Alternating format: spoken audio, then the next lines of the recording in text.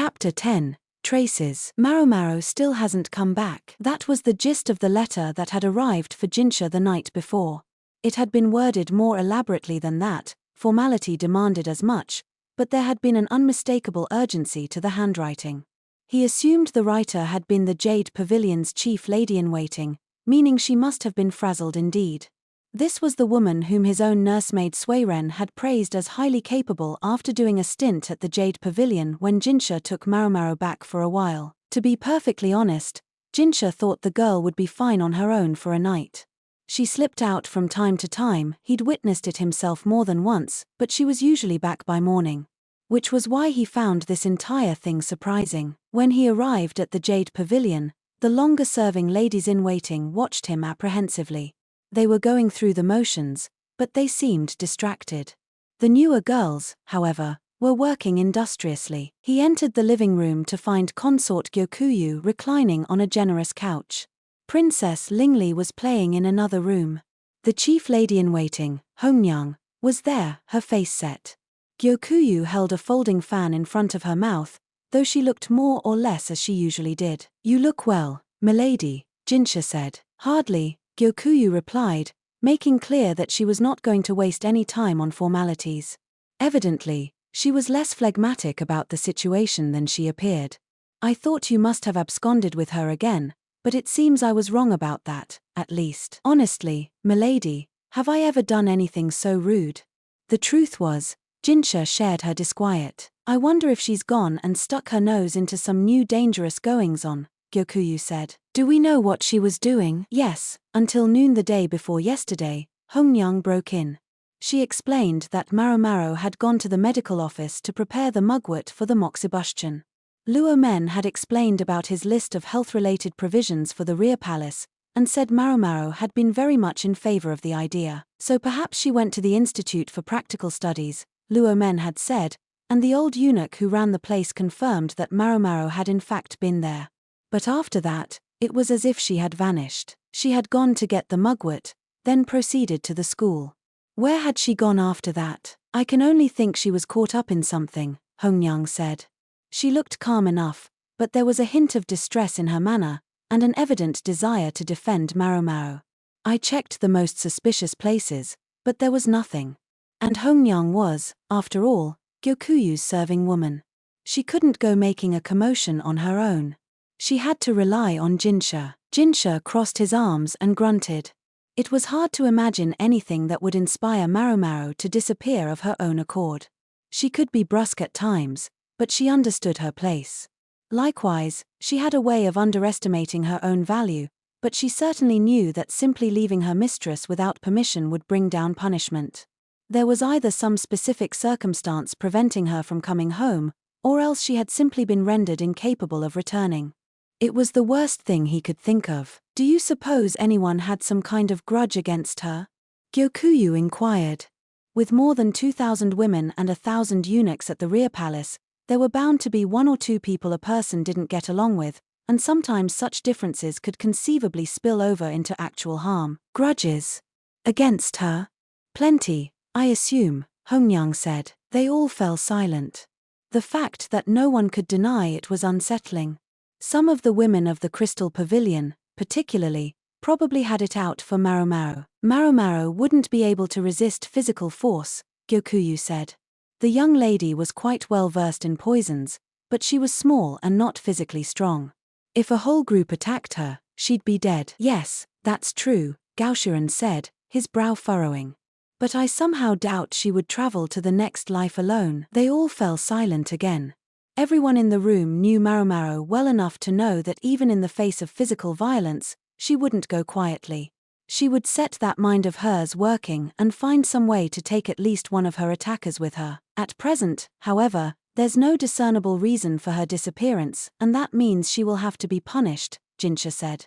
Maomao was frequently granted special treatment, but unfortunately, they had to draw the line somewhere. Having said that, he continued, before we can punish her, we must find her. The best thing, he decided, would be to retrace her steps once more. When they arrived at the medical office, the doctor with the thin mustache welcomed them with tea, but he seemed depressed. Luo Men was writing something calmly. When Jinshi and his group showed up, he came over to greet them, dragging one leg. "You must be here about Maomao." Luo Men was quite perceptive. They seemed more likely to get useful information out of him than from the moping doctor. "I'd like you to tell your story again," Jinshi said. "Of course," Luo Men said, and proceeded to outline the events simply but clearly. Unfortunately, it yielded no information Jinshi hadn't heard at the Jade Pavilion. "Is that everything?" "It is, sir." Jinshi was beginning to get irritated. Gaoshiren alerted him with a nudge that he was tapping his foot noisily. Knowing he had to do something, Jinshi looked around the medical office. "What about the other Maomao? Isn't the cat here today?" "I believe she's out on a walk." It was, for some reason, Gaoshiren who answered, sounding dispirited.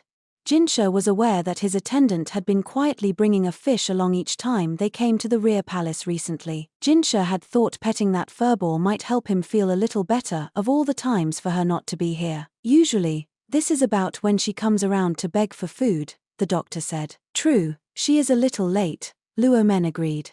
The two of them looked at each other. Come to think of it, when the young lady left here, Maomao was practically plastered to her, the doctor said, stroking his chin. That at least was new information, though not of great consequence. Of course cats would play around with whoever was there. Luo Men, though, said, "Is that how she looked to you?" "Good question." "She was sticking awfully close, not really playing around." "That was just when you went to use the restroom," Luo Men. The young lady said something about the consort sleeping lightly. Luo Men didn't say anything, but went over to the medicine cabinet and gazed at its panoply of drawers. At length he opened one and placed some dried berries on a piece of wrapping paper. "Did she happen to take any of these with her?" "I'm sorry to say I don't remember," the doctor confessed. He looked into the drawer. "I do feel like there used to be more of them in there. Maybe she did take some." Luo Men nodded, then turned to Jinshi. "Forgive me, but might I be permitted to go look for our kitten?" Then, still looking supremely calm, he added, "It might afford us the chance to find the other Maomao as well." Evidently he had some kind of idea. In that, Jinshi reflected, Maomao and her adoptive father very much resembled each other. And what purpose will finding this cat serve? "It may serve no purpose at all. We'll have to see," Luo Men said. He walked along, dragging his leg. His kneecap had been removed when he had been banished from the rear palace. Punishment for the death of the heir to the throne, the current emperor's firstborn son. Children, it must be noted, died all the time. To be mutilated and banished for such an occurrence could only be attributed to Luomen's bad luck. Now the eunuch studied the strange berries in his hand, the herbal medicine he'd taken from the medicine cabinet. "This is a good specimen," he commented. "Still fresh. The aroma is still strong." He looked around. Gaoshiren was walking behind Jinshi, carrying a fish. He occasionally offered a quiet meow, but Jinshi pretended not to hear him.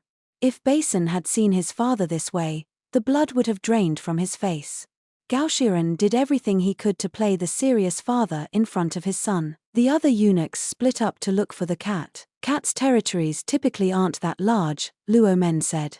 "An animal wasn't likely to roam more than half a li, individual variations aside, of course.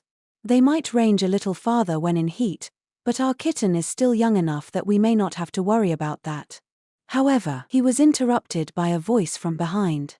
"Master Jinshi, we found her," one of the eunuchs said. They followed him. They were in the northern quarter of the rear palace, but parts of the area were separated from the southern quarter by only a single wall, which had holes small enough for a kitten to sneak through. The animal, he'd been informed, had originally been found not far from the wall. When they got to the kitten, she was rolling back and forth on the ground, stretched out pathetically by the roots of the tree.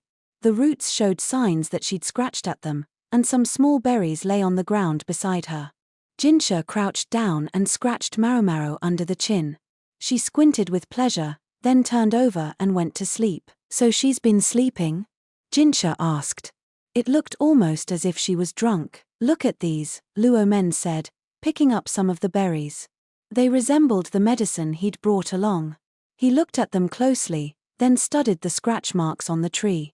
There was another berry inside the hollow of the tree, and when he reached inside, he came up with a scrap of paper. "Maomao must have done this," he said. He opened the scrap of paper, but there was nothing written on it. Yes, but what was she trying to tell us? Jinshi said archly. We'll have to go back to the medical office to find out, Luo Men replied, and then he bent down, scooped up Maomao, and started walking. One thing Maomao and Luo Men had in common was that you never knew what they were going to do next. They both seemed to believe that showing was better than telling, or at least better than explaining in advance what they had in mind. Demonstration was the quickest way for the intelligent to explain something to the less gifted. This is catnip, Luo Men was saying. It's a feline favorite and induces a state much like drunkenness. You can make a tea with it that protects against chills and encourages good sleep. Maomao must have intended it for consort Gyokuyu. Then, when she'd suddenly found herself in dire straits, she'd put it to good use. The chances that they would find it hadn't been very good, maybe no one would notice the stuff. But here it was, a message left by Maomao. Perhaps she'd relied on the likelihood that Luo Men would figure it out. The others were starting to see why she admired him so much. Now Luo Men took out the piece of paper. Surely it must have some significance, even though there was nothing written on it. This is a little game she always used to love, Luo Men said. He lit a candle from an asbestos-wrapped flint, the room filling with a rich aroma of honey. He took the paper and singed it slightly, whereupon letters appeared on it. The flame quickly became very eager, and Luo Men jerked the page away from the fire. If you write on a piece of paper using fruit juice or tea, the letters are slightly more flammable than the paper, so they appear when the surface is passed over a flame.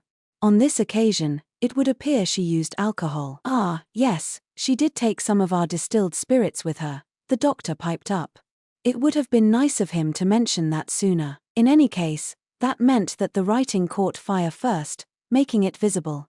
And as for the message they could now see, is that the character for small shrine, the doctor said. It's too messy to read. I think you let it burn too much. My apologies, Luo Men said, though it hadn't really been under his control. The paper contained just 2 characters, the one for roadside shrine, and one more. Presumably, that was all Maomao had been able to dash off in the moments she'd had available to her. At least this strengthened the speculation that she'd been prevented from coming back to the Jade Pavilion against her will. And this abstruse trick had been the best thing she could manage to let them know what was going on. Are there any shrines in that area? Luo Men inquired. We're going to find out, Jinshi said. The shrine of choosing was only the start. The northern quarter was dotted with old buildings.